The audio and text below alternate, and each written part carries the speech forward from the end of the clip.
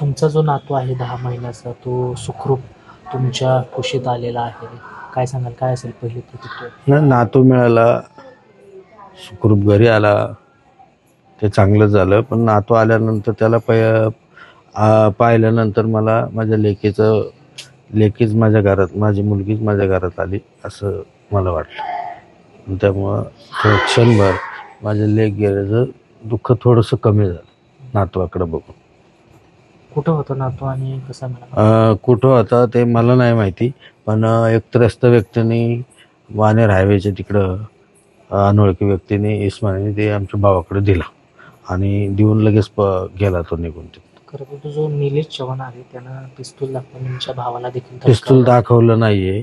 तो त्याच्या कमरेला पिस्तूल होता. तो सारखा हात वर खाली करत होता आणि आमची लोक 4-5 लोक होती. त्यात मध्ये वैष्णवीचे चुलत सासरे होते, प्रकाश हगवणे, त्यांची मुलगी होती मयुरी काहीतरी नाव होतं तिचं, आणि मोहन कसपटे, उत्तम बैरट, एवढे लोक. आता काय मागणी काय असेल? आता मागणी तक्रार देणार आहात निलेश चव्हाणच्या विरुद्ध? हो ना, आज तक्रार पण द्यायला गेलेले आहेत आमचे भाऊ.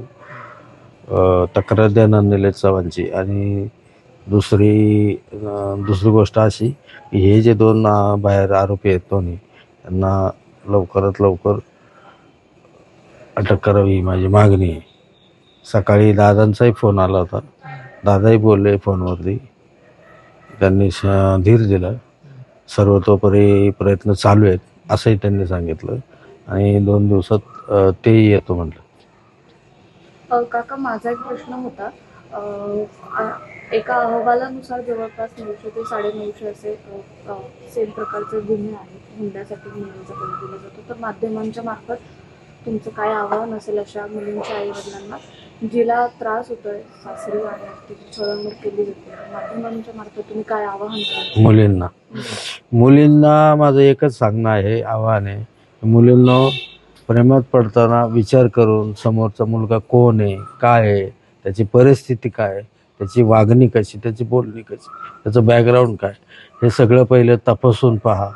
कोणी तुम्हाला भुरळ घालून माझ्यासारख्या मुलीला जसं हे केलं तसं तुम्हालाही असे काही प्रकार घडतील.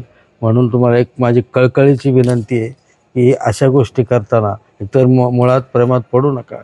आईवडिलांच्या विचारात, आईवडिलांचा सल्ला घेऊन, आईवडिलांना सांगून तुम्ही समोरच्या मुलाशी लग्न करा. आईवडील सांगतील त्याच्याशी करा, तुम्हाला जो आवडत असेल त्याच्याशी करा, पण जे काय असेल ते विचारपूर्वक करा, असं माझं मुलींना सांगणं आहे. काका, तुमचं बाळ तुमच्याकडे परत आलंय, मात्र त्या बाळाची प्रकृती आता सध्या कशी आहे? बाळाची प्रकृती खराब आहे, ते खराब झालेलं आहे.